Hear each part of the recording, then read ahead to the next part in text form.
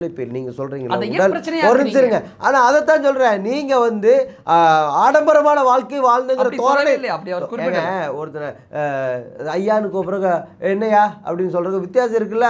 அந்த மாதிரி தான் சொல்றேன். நீங்க ஆடம்பரமான வாழ்க்கை வாழ்ந்தாரு இவரு கருணாநிதி அவர்களோட கையை பிடிச்சிக்கிட்டு இந்த ஜனநாயகத்தை இந்த மக்களை நீங்க தான் காப்பாற்றணும்னு கடைசி காலத்துல எமர்ஜென்சி காலத்துல கையா காமராஜர் ஐயா கையை பிடிச்சி அழுதாருன்னு சொன்னதெல்லாம் எப்படி ஏத்துக்க முடியுங்கிற தமிழர் சொன்னதை ஏத்துக்கிட்டாங்களே. காமராஜர் மக்கள் இயக்கத்தின் தலைவர் தானே தமிழ்.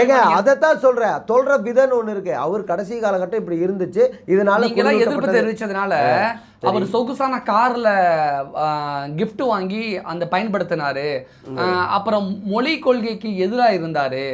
மாநில எல்லைகள் பிரிக்கும் பொழுது தமிழ்நாட்டுக்கு எதிர்ப்பு தெரிவிச்சதுனால விஷயங்கள் எல்லாம் விவாத பொருளா இன்னைக்கு மாற்றப்பட்டிருக்கு. ஏன் காமராஜர் மீது சர்ச்சை நீங்களே உண்டாக்கி நீங்களே காமராஜருக்கு தானே. சரி, அப்புறம் இதெல்லாம் இவர் இப்ப என்ன வேணா பேசிட்டு போலாம், கடந்து போயிடணுமா? நான் கேட்கிறேன். இவர் இப்படி இந்த மாதிரி காமராஜரை பற்றி அவதூறு பேசுறாரு. ஒரு ஆள் என்றானே இளைய காமராஜருங்கிறான். இது வாழும் காமராஜர் ஒரு குரூப் சுத்தி தெரியுது. இல்ல சொன்னாரு யாரு பேரை குறிப்பிடல. பேரை சொல்றேன் நான். இப்ப நான் பேரை சொல்றேன். நீங்க தான் சொல்றீங்க. இப்போ ஒரு சரி, அப்ப வாழும் காமராஜர் சொல்லிட்டு தெரியுதா? விஜய் இல்ல யாரா இருந்தாலும் அவன் வேண்டாம். நான் என்ன சொல்றேன்னா, இங்க பாருங்க, நான் காமராஜரை நீங்க அப்படி பேசும்போது நான் அப்படி பேச